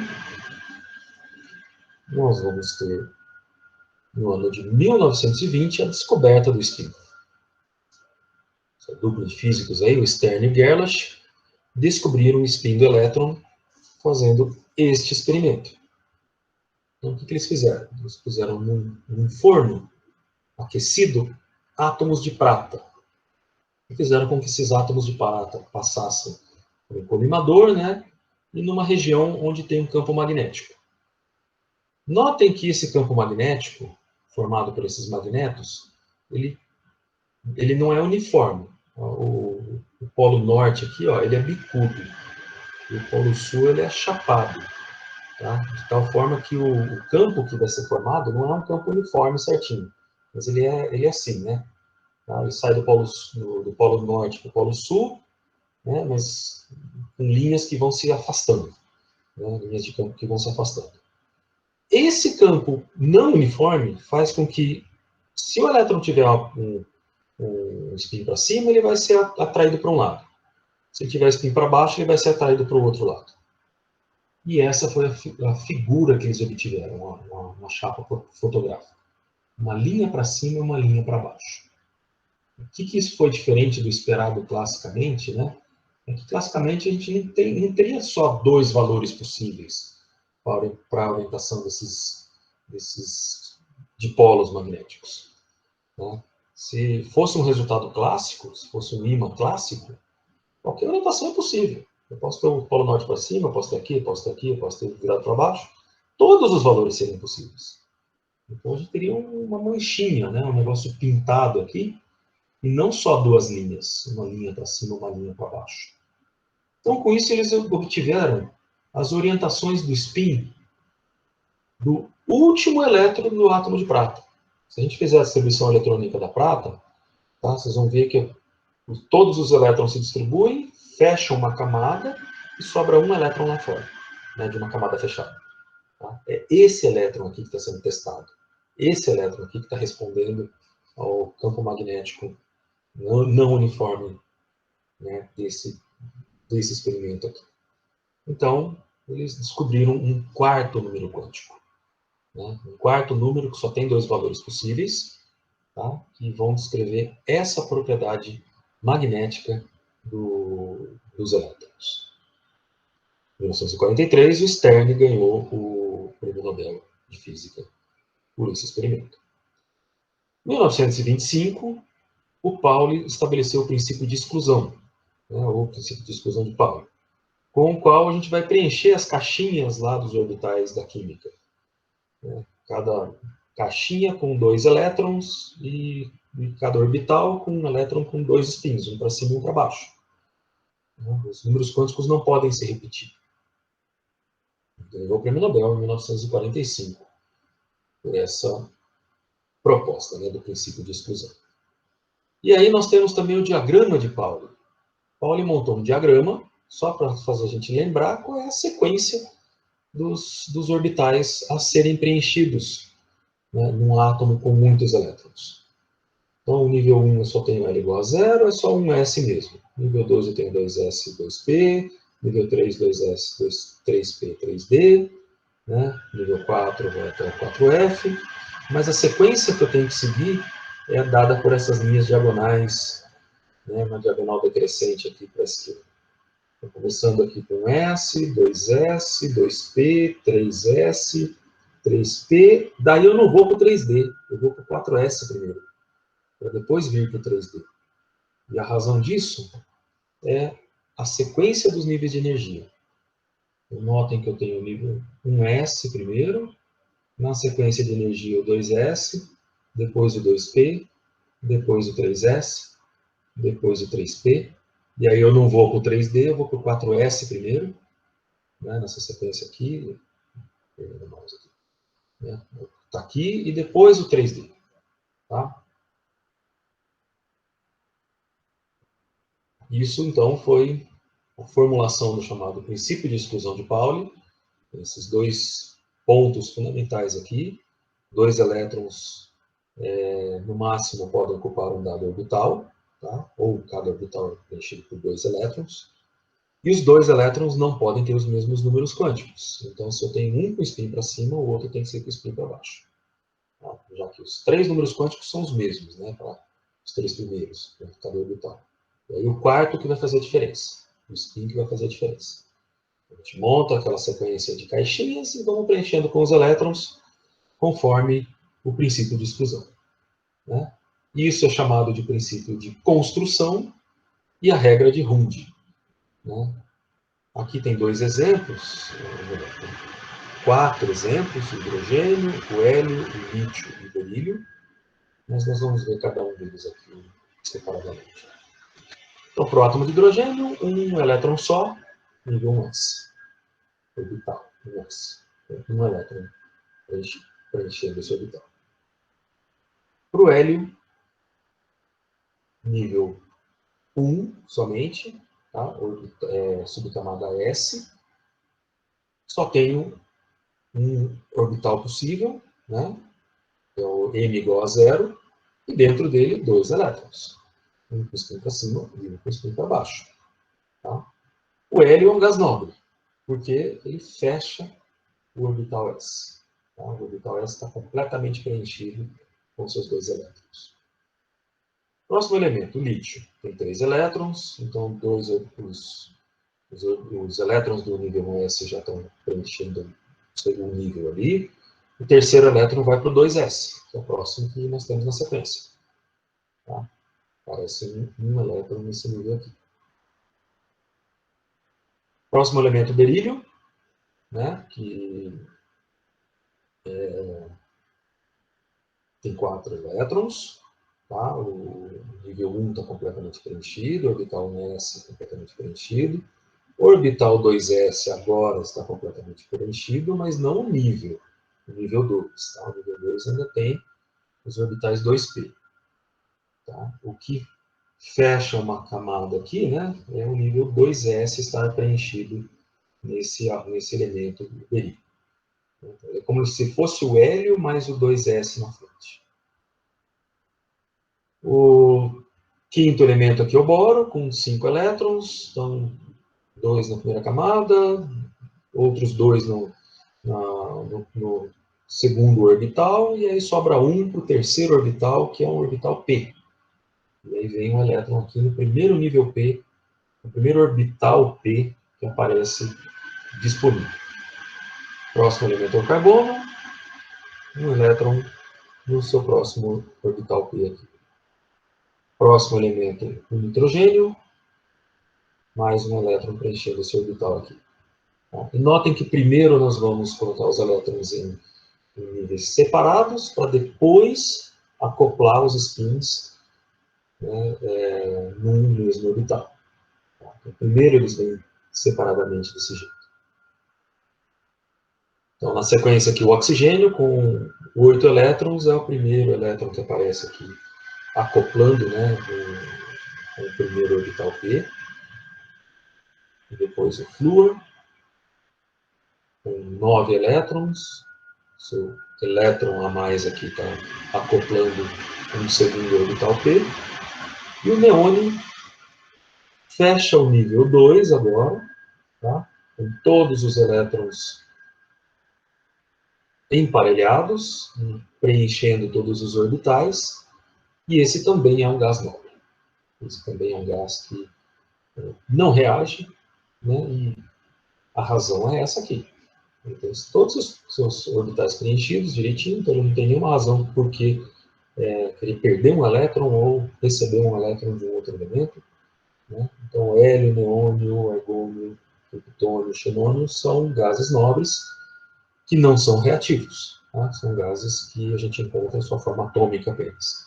Ele não precisa se ligar a um outro átomo para formar uma molécula. Então, daí nós vamos tirar várias propriedades, né, que estão sintetizadas na tabela periódica, mas esse vai ser o assunto para a próxima aula. Tá? Na próxima aula eu vou falar para vocês né, que esses elementos aqui estão relacionados ao preenchimento do orbital S, esses elementos aqui, né, nesse bloco aqui, estão relacionados ao preenchimento do orbital P, esses aos dos orbitais D e esses daqui dos orbitais S. Tá? Os orbitais de transição, metanídeos, actinídeos, né? Então, cada um nessa sequência de preenchimento de orbitais.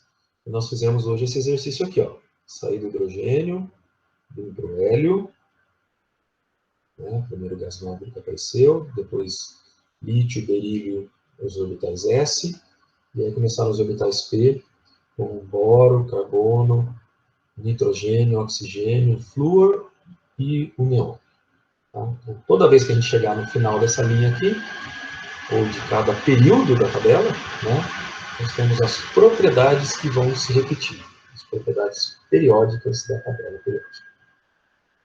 Mas esse é assunto para a próxima aula, então. Tá? A parte teórica eu estou encerrando aqui.